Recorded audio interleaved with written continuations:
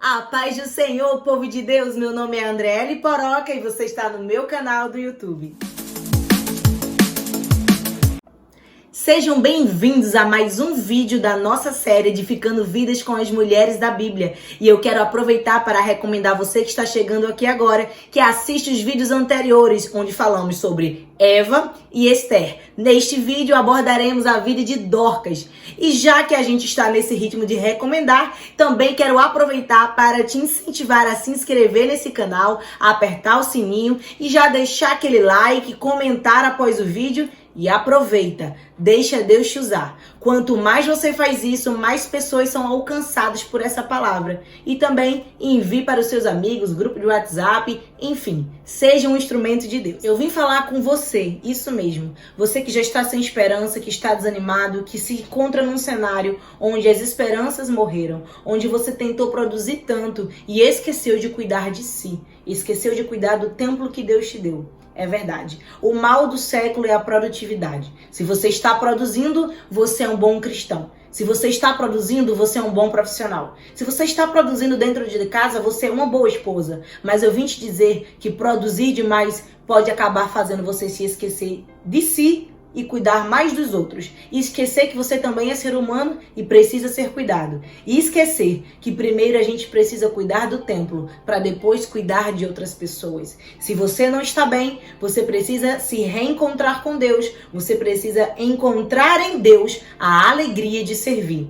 Eu sei que esse mal do século tem trazido para nós grandes responsabilidades. Ainda mais agora com as redes sociais, onde cada um posta uma produtividade maior. Tem gente que tem conteúdos enormes e você olha para essas pessoas e diz: eu preciso ser desse jeito. E dessa maneira, você foi tentando cuidar de todas as pessoas, foi tentando produzir e se perdeu na caminhada. De repente você está aí, se encontrando em uma situação emocional que você não tem mais desejo de cuidar de pessoas. Você está morto ou morta espiritualmente falando. O que é isso? Quando a gente olha para a história de Dorcas, percebemos uma mulher que ela tem autenticidade, ela vive verdadeiramente a essência do cristianismo, do evangelho. Então vamos lá? Vamos ler a Escritura Sagrada, livro de Atos dos Apóstolos, capítulo de número 9. E o versículo que nós iremos ler é o versículo 41 e o 42. Então vamos lá. E ele, dando-lhe a mão, a levantou e, chamando os santos e as viúvas, apresentou-lhe viva.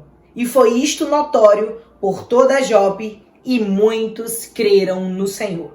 Estamos diante de uma passagem que vai falar sobre Tabita, onde a tradução do aramaico para o grego, o seu nome é Dorcas, que vai significar gazela. E talvez você esteja olhando para mim aí agora e diga: por que essa menina se chamava gazela? E eu preciso te dizer que não era um significado pejorativo. Muito pelo contrário. Seus pais, quando a denominaram desta forma, estavam lhe dando atributos de um animal que é belo e gracioso. A beleza é o que ela tem no exterior. E o que é que ela tem por dentro? A graça, a graciosidade. O que é isso? Uma pessoa que tem elegância, uma pessoa que é engraçada, extrovertida, graciosa, aquela que por onde passa atrai a atenção das pessoas de forma benéfica, atrai a benevolência das pessoas. Ou seja, ela o que tinha por fora tinha que ser por dentro. Não adianta ser só por fora. Nem somente o estereótipo, a nossa vestimenta, mas o nosso interior tem que estar sendo transformado pelo Espírito de Deus, pela palavra de Deus. Então, nós estamos diante de uma mulher que vivia na cidade de Jope, uma cidade portuária, muito central na Palestina, uma das cidades principais dessa região. E o que a gente vai entender é que por ela ter uma dualidade de nomes, ou seja, Dorcas e Tabitas, ela provavelmente era uma prosélita ao cristianismo. O que é isso? Ela se converteu ao cristianismo. Anteriormente, ela era judaico-helenista. O que significa isso? Ela conhecia a lei judaica, ela conhecia a lei que foi dada a Moisés no Monte Sinai, Êxodo capítulo 19. Ela vivia essa lei, mas com costumes gregos ou com uma fala grega. A gente percebe que ela veio de uma religião que tinha costumes muito pré-estabelecidos, mas agora ela está diante do cristianismo e ela entendeu uma palavra que foi liberada por Deus. Qual é essa? Precisamos cuidar dos pobres, precisamos cuidar das viúvas, precisamos ajudar aqueles que estão precisando de nós. Ela entendeu tanto essa palavra que ela mergulhou de cabeça e ela não se deu conta que ela precisava também cuidar dela, cuidar da sua saúde, fazer uma atividade física, se alimentar melhor. Ela não cuidou do seu lado espiritual. Nós vemos uma discípula exemplar nas obras, mas deixou a desejar no espírito. E isso não pode acontecer em nosso meio. Não podemos estar dispostos a sempre estar querendo ajudar e produzir. Por quê? Porque isso vai nos matando por dentro. Precisamos ter um equilíbrio. Dorcas era amada por todos à sua volta. Dorcas tinha um testemunho de vida. E eu preciso agora abrir um parênteses para saber. Você tem testemunho de vida? O que as pessoas dizem ao teu respeito? O que as pessoas podem dizer sobre a cristã que você é na sociedade? Será que você tem praticado boas obras? Será que você entende que precisa ajudar o teu irmão? Que é amar o teu próximo como a si mesmo? E dessa forma a gente consegue amar a Deus sobre todas as coisas? Precisamos entender que o nosso testemunho de vida vai gerar em nós ajuda. Nós não fazemos pensando na retribuição. Nós não fazemos pensando que vamos barganhar ou vamos pedir um favor em troca. Nós ajudamos pessoas e uma consequência disso é que quando nós estivermos precisando, essas pessoas não vão ficar felizes com a nossa morte, com a nossa perda, com a nossa paralisação, com a nossa inércia no ministério, na nossa vida. Elas vão se levantar como pessoas que Deus colocou em nossas vidas para trazer de volta a nossa essência, a nossa alegria. Vão ser instrumentos de Deus para alcançar-nos com ajuda e nos tirar dessa situação de morte espiritual. Existia um cenário que ela estava inserida. Um cenário de perseguição aos cristãos que viviam diante de um governo herodiano, de Herodes Agripa I, um governo que estava tentando oprimir os cristãos, enquanto ela era uma esperança de vida para os cristãos. Então ela praticava boas obras, costurando roupas, costurando vestidos, saias para presentear as viúvas. Então ela tinha uma preparação. Ela se preparava, ela produzia, ela perdia tempo? Não, ela investia tempo para ajudar pessoas.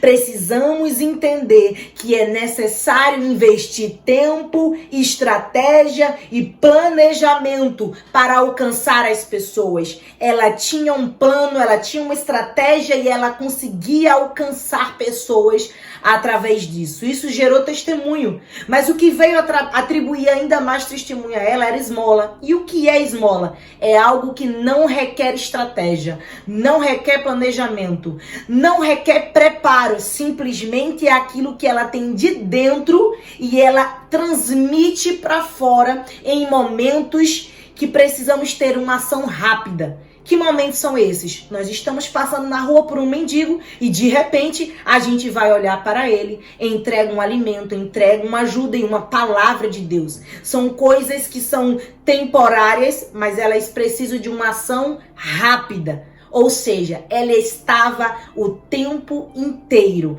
integralmente atenta a ajudar os próximos, a ajudar quem estava precisando. E a gente precisa estar com os nossos olhos atentos 24 horas para exercer aquilo que Deus nos orientou a cuidar daqueles que precisam, daqueles que estão necessitados, que não têm condições de trabalhar. E numa situação como essa que nós estamos vivendo de crise econômica, política e social no nosso país e no planeta Terra, precisamos olhar como Dorcas para os nossos irmãos. Precisamos ter um olhar atento, não somente preparar ações, mas estar prontos para, em tempos oportunos e imediatos, servirmos com amor e alegria, entregando o nosso planejamento, mas também entregando o nosso tempo, o nosso olhar atento. Eu preciso te dizer que as tuas obras não te salvam. As tuas obras não é testemunho da tua salvação. Porém, quem é salvo em Cristo Jesus, Tiago capítulo 2 vai dizer que aquele que tem uma fé genuína, que verdadeiramente foi salvo por Cristo, praticam boas obras.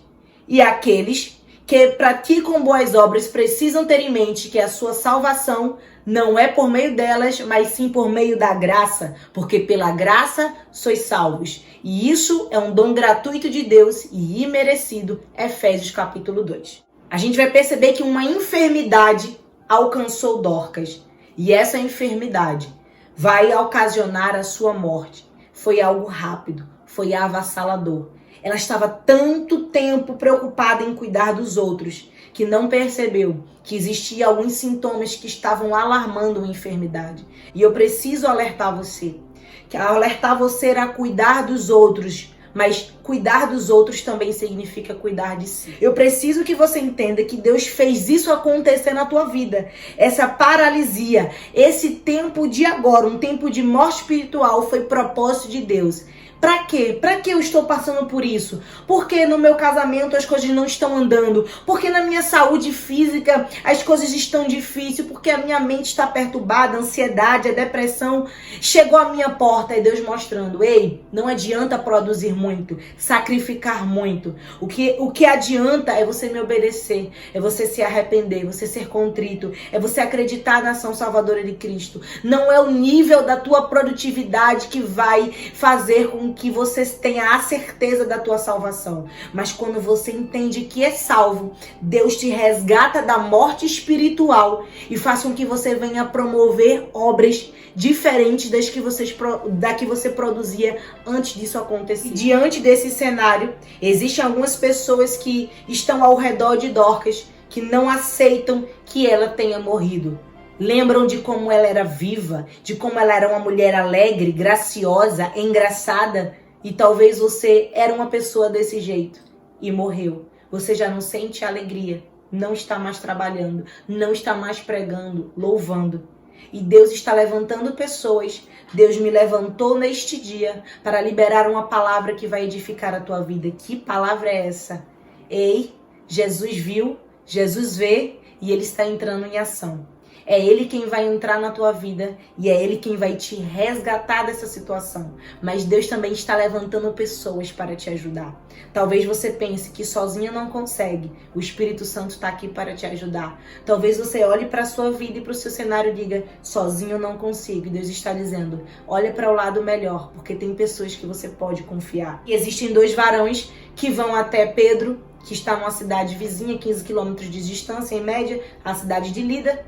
E ele imediatamente vai até lá, vai até a casa onde ela se encontra, no cenáculo, num quarto superior. E essas pessoas que estão ao redor dela, colocam essa mulher no melhor da casa, eles lavam o seu corpo. E um costume judaico de lavar o corpo era entendendo que durante o processo da limpeza do corpo físico, havia esperança daquela mulher, ela vir se tornar a vida. Só que lavaram ela e ela não tornou a vida. Mas eles acreditavam que os discípulos, os apóstolos que estavam vivendo neste período, tinham um poder e autoridade no nome de Jesus para ressuscitar essa mulher. Porque Jesus em seu ministério, semelhante a essa passagem em Marcos capítulo 5, ressuscitou a filha de Jairo. A gente percebe pessoas que encontram nos apóstolos a virtude de Deus e vão chamar Pedro para que Pedro venha e tente trazer de volta, através de uma oração, essa mulher. Quando Pedro chega a essa casa, ele vai se direcionar direto para o seu quarto. Quando ele chega no quarto que ela se encontra, Pedro se ajoelha e Pedro ora. E eu entendo que o ato de Pedro orar, eu entendo que o ato de Pedro estar ajoelhado é de se prostrar, de se humilhar diante de Deus e buscar a face de Deus. Eu não estou aí. Pedro não pode chegar à tua casa. Ninguém talvez possa chegar à tua casa para orar por você agora. Mas eu quero te incentivar a parar, se ajoelhar, orar e pedir que o Espírito de Deus te traga de volta à vida. Pedro estava lá e ele vai liberar uma frase dizendo assim: Tabita, levanta-te. E isso me trouxe uma curiosidade muito grande. Porque o nome Tabita é aramaico, fala da origem da fé dela e não da origem grega. Ou seja, não vai ser por meios seculares, humanos, não vai ser por meios modernos e atuais que nós vamos alcançar a vida que nós precisamos, mas vamos alcançar através da origem da nossa fé, voltando ao primeiro amor. Precisamos nos encontrar em Deus, nos encontrar neste amor, nos encontrar nessa identidade de filho, de amado, que não precisamos fazer nada para alcançar a nossa salvação. Ela vem por meio de Jesus Cristo. Mas a gente precisa entender que não é por meios humanos, que não é por meio de medicina. Tem enfermidades, tem paralisias que são espirituais e eu preciso liberar uma palavra de Deus para você. Não vai ser por métodos convencionais, não vai ser por mãos humanas, não vai ser de forma natural, vai ser de forma sobrenatural, de forma transcendental. Aquilo que Deus quer fazer na tua vida, aquilo que Deus está tentando te dizer nesta noite é que Ele está te chamando à origem da tua fé. Ele está te chamando de volta ao primeiro amor, porque quando você se encontra no amor de Deus, você volta a viver, porque é o amor dele que traz a vida. Porque o amor dele é que veio com graça e misericórdia para nos tirar do lamaçal da morte e do pecado.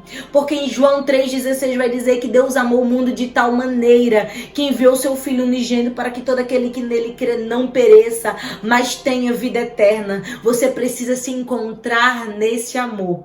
E quando você se encontra nesse amor, se encontra na essência, o porquê você se converteu ao cristianismo, o porquê você aceitou esse Deus, o porquê você acredita na Bíblia Sagrada, é que você vai conseguir sair desse estado de inércia, desse estado de depressão, de ansiedade, de morte. Eu não estou dizendo que você tem que ignorar médicos. Se você precisa de ajuda de psicólogo, de psiquiatra, de um determinado médico, procure. Mas eu estou falando com pessoas que precisam de ajuda espiritual. E eu preciso te aconselhar a procurar um pastor. Mas antes disso, se ajoelhe no seu quarto, ore, busque a Deus, clame pela ajuda de Jesus Cristo. E eu tenho certeza que você vai ser envolvido por essa glória.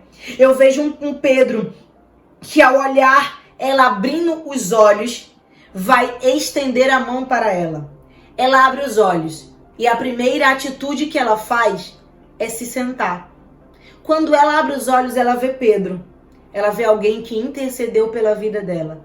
Só que eu preciso te dizer que você não precisa abrir os olhos, despertar para a vida, acordar para o ministério, para a tua chamada, para o teu casamento e voltar a produzir correndo, e voltar a ajudar pessoas, e voltar a fazer obras, e voltar a sacrificar. Eu preciso que você entenda que é paulatinamente, é com continuidade, não é algo avassalador. Você precisa primeiro se sentar.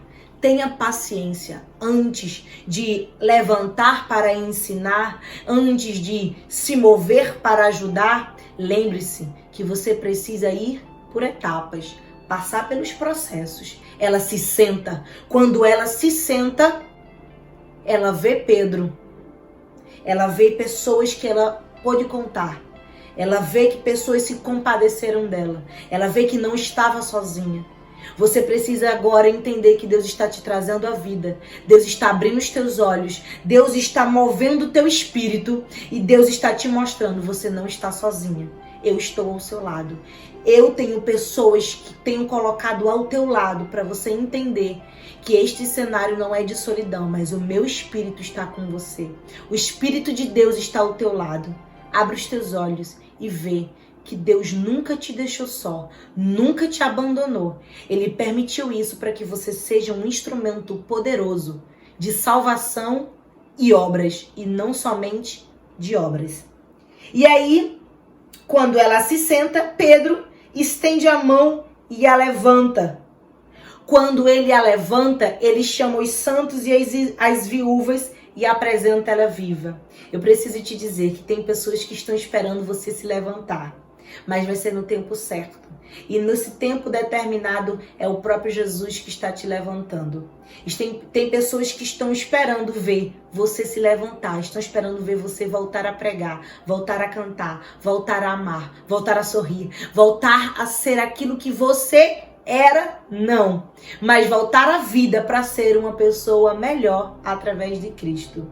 Então, ela tem a ajuda de Pedro para se levantar, porque ela estava sentada, talvez fraca, talvez sem força, e existe agora pessoas que vão ajudar ela a se reerguer. E nós estamos aqui para isso, esse canal está aqui para isso. E eu tenho certeza que existe uma igreja ao seu redor, existe uma família, existe um marido, existe uma esposa, existem pessoas que estão ao teu lado e que estão estendendo a mão. Agora a pergunta é, você vai segurar essa mão? Você vai permitir que eles te ajudem? Ou vai ficar continuando trabalhando só? Porque ela trabalhou tanto tempo só que acabou morrendo. Agora, quando ela entende que existem pessoas que ela pode usar de ajuda, de usar de estratégia, ela vai alcançar muito mais gente. E aqueles que um dia viram ela morta, agora está vendo ela viva. Eu preciso liberar uma palavra de Deus para você. Houve pessoas que viram você parada, paralisada, morta espiritualmente, mas as mesmas pessoas que te viram desta forma são as mesmas que estarão ao teu lado para te ver voltar à vida, voltar a pregar, voltar a cantar. Pessoas que se alegravam com a tua vida vão se alegrar novamente. Eu preciso te dizer que além dessas pessoas, vai existir uma multidão de pessoas que através agora do teu testemunho de salvação vai ser alcançado por essa palavra. Não vai ser mais só sobre os teus testemunhos de obras, vai ser sobre o testemunho de como você voltou à vida, de como você voltou a profetizar, voltou a ser um instrumento poderoso nas mãos de Deus. E esse testemunho de como Deus te deu a vida, o autor da vida soprou em você o fôlego de vida novamente, tirou você daquela escuridão, daquele quarto escuro, daquela noite sombria e te deu a luz do dia, trouxe a luz que dissipa todas as trevas.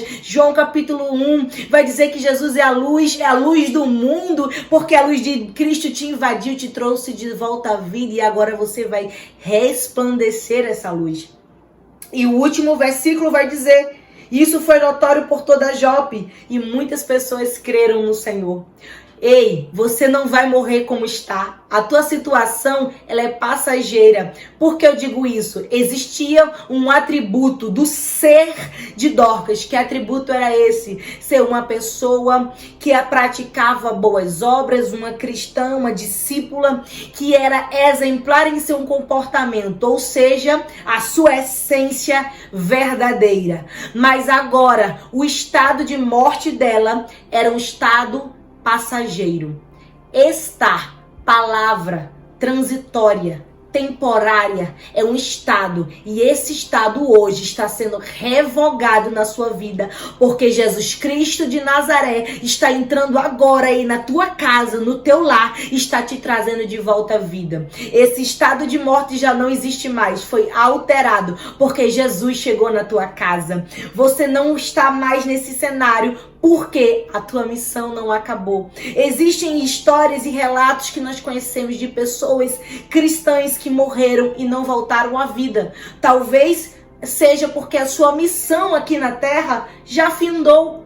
Talvez a soberana vontade de Deus tenha determinado para ela que ela não voltaria à vida. Mas o que a gente precisa alimentar na nossa alma é a fé. A fé que Deus pode todas as coisas, que para Ele nada é impossível. E Ele está te perguntando neste dia: você tem fé para crer que eu posso mudar a tua história, a realidade da tua vida, trazer alegria de volta? Você tem essa fé? Porque se você tiver essa fé, e se você entende que a minha vontade é que você não fique morta, mas venha à vida, estou aqui para te dizer que Deus está disponível para você acessá-lo e sair dessa zona de conforto, dessa zona que tem te aprisionado. E eu vejo uma missão que não acabou. Tem pessoas que morrem porque a missão acabou, mas Deus traz ela à vida, porque a missão dela ainda era muito longa, ainda tinha muito para ela percorrer, ainda tinha muitas pessoas para ela alcançar. E eu preciso te dizer, você não vai morrer, porque a tua missão não acabou. Você tem muito ainda para exercer nessa obra, nesse ministério. Através dessa situação que você se encontra e Deus, Ele te cura, Ele te traz a vida, você precisa ter em mente que esse testemunho vai alcançar pessoas, não somente aquelas necessitadas, as viúvas, não somente os pobres, por meio das tuas obras, mas vai ser um alcance muito maior. Toda a cidade de Jope foi alcançada por esse testemunho. Deus está alargando as fronteiras, está aumentando a proporção, o alcance do teu testemunho. Por quê? Porque agora você tem uma experiência com Deus. E essa experiência vai trazer vida para outras pessoas. Porque Deus quer te usar para edificar vidas. E é através da vida de Dorcas que nós aprendemos que é possível sim edificar vidas com os nossos testemunhos. Não com o nosso testemunho de obras, mas com o nosso testemunho de experiência com Deus, um testemunho de salvação em Cristo Jesus, e que isso vai trazer a nós um espírito de boas obras, que a nossa fé vai promover obras para ajudar várias pessoas. Então agora eu quero ser um instrumento para te abençoar. Quero orar pela tua vida. Fecha os teus olhos, porque eu acredito que Deus está promovendo um mover, algo novo sobre você. Um novo tempo está chegando. E você já não tem mais cadeias que te prendem, já não tem mais correntes que te aprisionam. Já não existe mais esta morte, essa nuvem negra. Você vai voltar a dormir, você vai voltar a pregar, você vai voltar a louvar, você vai voltar a ser uma boa esposa, você vai voltar a ser uma boa filha, uma boa tia, uma boa aluna. Você vai voltar a ser não somente a vida física, mas espiritualmente falando, você vai voltar a sorrir. Você vai voltar a ter alegria, gozo da tua salvação. Deus, eu quero te agradecer, Senhor Deus, por esta oportunidade de trazer a tua palavra e de alcançar vidas aonde elas estiverem, em todas as localidades do planeta Terra. Pai, eu te agradeço por cada vida e quero te pedir por cada uma delas, por cada lar, por cada família, por cada situação. Deus, tu és o único que tem poder para trazer de volta a vida, a alegria, o gozo, a salvação, a certeza da sua salvação. Deus, eu quero te pedir, Senhor, que entre na vida dessas pessoas, trazendo de volta o fôlego de vida, que o teu Espírito Santo venha ser, Senhor Deus, ministrado sobre a vida delas, selando a sua alma, a sua vida, trazendo conforto, trazendo esperança, trazendo, Senhor Deus, vigor, ousadia. Senhor, restaura ministérios, restaura famílias. Deus, repreende espírito de morte, repreende espírito de depressão, de ansiedade. Deus, repreende as cadeias espirituais que têm envolvido essas pessoas, as cadeias da incredulidade, as cadeias da produtividade, do secularismo, do modernismo. Senhor Deus, em nome de Jesus eu te peço, é no teu nome santo, Senhor, que eu te peço, quebra, Pai, esse sentimento, Senhor Deus, que é de incapaz, que não tem como voltar mais a fazer o que fazia, mas que seja ministrado sobre essas pessoas agora um espírito de alegria na salvação, um espírito de que ela pode ser melhor, ela pode voltar e ser melhor. Deus, em nome de Jesus, nós te pedimos isso e acreditamos na mudança dessas vidas, cremos que ouviremos testemunhos do teu mover, Pai. Nós te pedimos isso, em nome de Jesus. Cura a sua alma, Senhor Deus, cura suas emoções, cura os seus sentimentos, cura traumas, Senhor Deus, cura aflições, cura, Senhor Deus, tudo aquilo que veio paralisar ela, Senhor, seja no corpo físico, mental, emocional, espiritual, eu não sei, mas ele ou ela que está me ouvindo agora, que seja curado, Senhor. É isso que nós te pedimos e te agradecemos em teu nome santo, Jesus Cristo. Amém, amém e amém. Deus te abençoe.